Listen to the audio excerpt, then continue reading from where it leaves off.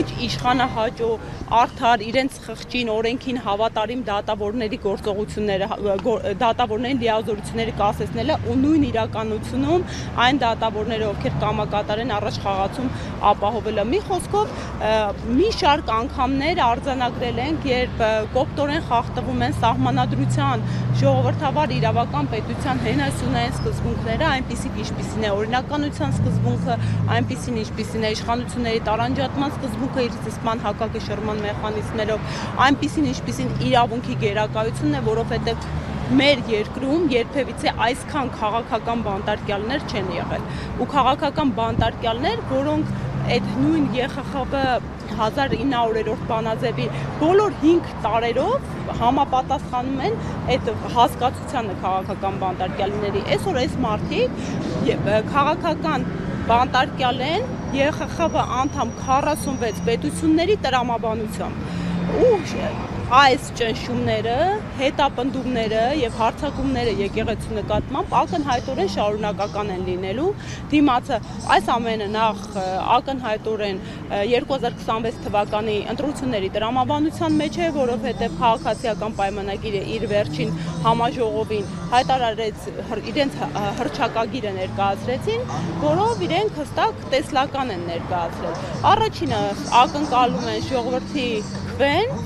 եւ ժողովրդի քվեն ստանալուց հետո իրենք փոխելու են մեր սահմանադրությունը, իրենք խարխլելու են մեր պետականության հենասյուները, այդ իրենց 4-րդ հանրապետության նախերգանքով, իսկ 4-րդ հանրապետության նախերգանքը օրակարգ դարձնելը վարչապետի շուրթերով, դա մեր գործող հանրապետությունը եւ հանրապետության իրավական հիմքերը հարցականի տակ դնելը։ Դա լրջագույն խնդիր է, լրջագույն վտանգ է, ընդհանրապես, մեր պետությունը, մեր հանրապետությունը, մեր ինքնիշխանությունը համարակալման ենթակա չէ։ Մենք Հայաստանի Հանրապետությունն ենք առանց համարակալման։ Ու մեր հայ ժողովուրդը պետք է այս շղթայական տրամաբանական կապին հետևողական լինի եւ մենք հասկանանք, որ 2026 թիվը իրականում բախտորոշիչ է լինելու եւ այսօրվա իշխանությունը այս բոլոր հետապնդումները ում են մեկուսացնում են մեր հոգեվոր հայրերին, հարձակվում են մեր եկեղեցու վրա, ազատազրկում են զոհված զինծառայողների, նահատակված մեր հերոսների ծնողներին, ազատազրկում են հայ մեծանուն բարերարին։ Ընդ որում երկու այդ մասշտաբի բարերար ունենք,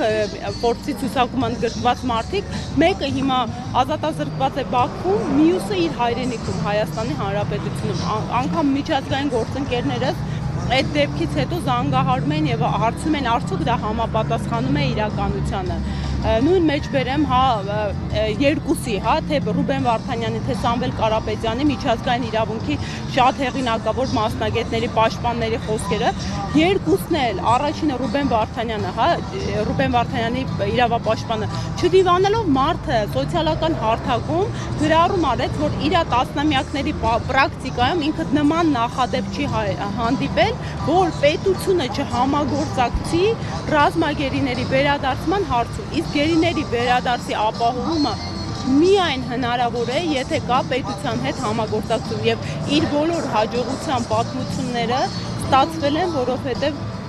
պետությունն է առաջին շահագրգիռը եղել։ Ու հիմա նույնը ասում է Սամվել Կարապետյանի իրավապաշտպան, ասում է մոտ 4 տասնյակից ավելի իր դատաիրավական պրակտիկայում մարդը չի տեսել նման իր անհեթեթ իրավիճակ ու համադրում է նման կարգի իրավունքի գերակայության անկում ու շատ հետաքրքիր համադրություն կատարեց, ասես մի պետություն ու մի իշխանություն, որը նկրտում ունի անդամակցելու Եվրոպական միությանը, չի կարող գրանցել այս աստիճան անկում եվրոպական արժեքներից, այս աստիճան նահանջ եւ հրաժարում կոնվենցիոնալ իրավունքներից ու երկուստեք մեզ համադրում են աֆրիկյան պետությունների հետ։ Մի խոսքով ամփոփելով խոսքս ասեմ, որ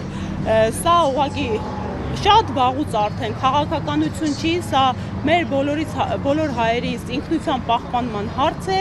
սա ազգային անվտանգության խնդիր է եւ սա մեր պետականության հետական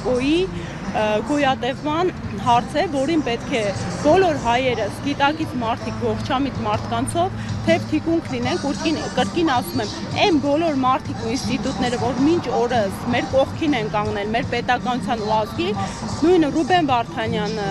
Սամվել Կարապետյանը, Հայաստանյաց Առաքելական Սուրբ Եկեղեցին, հիմա իրենք բոլորը թիրախավորվում են եւ ժամանակն է, որ մենք կանգնենք իրենց թիկունքին եւ թեւ թիկունք միմյանց լինելով չթույլ տանք, որպեսզի այսպիսի խայտառակ ողբերգական ներգործություն ու միջամտություն լինի եւ որպեսզի մեր երկրում ի վերջո կրկին իրավունքի գերակայությունը վերականգնվի։ Շնորհակալ եմ։ Տիկին Մելոյան, նշեցիք սահմանադրության վերաբերյալ պարբերաբար նշվում է Բաքվի կողմից պարբերաբար սահմանադրության մասին փոփոխությունը նշվում է, բայց Հայաստանի իշխանությունները ասում են, որ մենք սահմանադրական փոփոխություններ չենք նախատեսում եւ քաղաքագետների հետ խոսելով են, նրանք ասում են, այս գործընթացը շատ հեշտ չի կարող իրականացվել։ Վերջո Նիկոլ Փաշինյանը ինչպես իր ուզածին կհասնի սահմանադրական փոփոխություն առանց հանրության։ Նախ չի կարող առանց հանրության, չնայած մեկ անգամ մենք արձանագրել ենք իրավիճակ, եթե կհիշեք, սահմանադրական դատարանի նկատմամբ ներգործության կրկին ծայրաստիճան հակաիրավական ճնշումների գործընթացը ամփոփվեց հակասահմանադրական փոփոխությամբ, որով փոփոխեցին ու իրենց համար ցանկալի անձանցով լրակազմեցին սահմանադրական դատարանը ու այդ էպոպեան էր, հա, այդ հակասահմանադրական փոփոխությունը, որի վերաբերյալ անգամ հենց Վենետիկի հանձնաժողովն էր բացասական իր եզրակացությունում, հա, նկատառումներ արել։ Հիմա ինչ վերաբերում է մեր սահմանադրության փոփոխմանը, Ալիևի Ադրբեջանի ակնհայտ է, այստեղ տեսեք, ինչքան էլ որ այո, այս քաղաքական ուժի գալով իշխանության իր օրակարգում ունեցել է սահմանադրական փոփոխություն, բայց իրանք ունեցել են հենց սահմանադրական փոփոխություններ օրակարգում։ Հիմա օրակարգը փոխվեց Ադրբեջանի նախագահի հայտարարության ու նախերգանքից հետո, առայն որ իրենք պահանջում են մեր երկրում սահմանադրության փոփոխություն, իսկ ինչ են իրենք պահանջում։ Իրենք պահանջում են, որպեսզի մեր սահմանադրության նախաբանից դուրս բերվի հղումը անկախության հռչակագրին։ Իսկ դա բացառապես հնարավոր է նոր սահմանադրության ընդունմամբ, իսկ նոր սահմանադրությունը հնարավոր է ընդունել բացառապես հանրաքվեով։ Հիմա Ադրբեջանի նախագահն ունենում է ելույթ, ազդարարում է իր պահանջը հանրային, դրան անմիջապես հաջորդում է մեր երկրի Հայաստանի Հանրապետության վարչապետի հայտարարությունը, որ իրենք օրակարգ են փոխում եւ այլևս օրակարգային է նոր սահմանադրության ընդունումը։ Իրենք 7 տարի է, արդեն ունեն 2 անգամ ձևավորված սահմանադրական բարեփոխումների հանձնաժողով խորհուրդ, այդքան պետական ռեսուրս են վատնել, խախտել են իրենց իսկ ընդունած իրավական ակտը, վարչապետի որոշումը, համաձայն որի պետք է փոփոխություններ լինեն, կային հստակ ժամկետներ, առաջին ժամկետները խախտեցին։ Հիմա երկրորդ անգամ փոփոխություններով նոր ժամկետ է նոր սահմանադրության համար։ Արդարադատության նախարարը կանոնում ասում է, որ ըստ այս նոր փոփոխված որոշման պետք է ներկայացնենք 26 թվականին հայեցակարգ, այնուհետև սահմանադրության նախագիծ։ Արդարադատության նախարարը հայտարարել է, որ իրենք չեն պատրաստվում նախագիծ հայեցակարգ մշակել, անմիջապես մշակում են սահմանադրության նախագծի տեքստը։ Հիմա մեղ է այս ամեն ինչում, այսքան երկար նկարագրում եմ, բայց պատկերացեք շատ համառոտ եմ փորձում նկարագրել, ինչա տեղի ունեցել։ Մեղը կայանում է նրանում, որ այս ամբողջ ընթացքում այս մարդիկ մեկ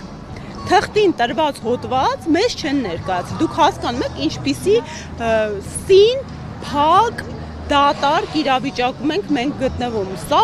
ծայրաստիճան հակաիրավական գործընթաց է, նույն հենց Վենետիկի հանձնաժողովի տրամաբանությունում, որտեղ կարմիր թելով անցնում է հանրային հաշվետվողականությունը, մասնակցելիությունը, թափանցիկությունը, ներառականությունը։ Ընդ որում ասեմ, այս սկզբունքները նաև հենց այդ իմ կողմից վկայակոչված վարչապետի որոշման մեջ են նշված։ Ու ունենալով տենց ժողովրդավարության բաստիոն, ունենալով տենց հռչակված թափանցիկ, մասնակցելի, հասանելի գործող հանձնաժողով, մինչև օրս 7 տարվա արդյունքում մի հոդված իրենք չեն մատուցում, ասում են հարգելի հասարակություն, այս սա ենք փոխում, հակառակը այդքան ընդդիմադիր պատգամավոր Փաշինյանի կողմից չարչրկված,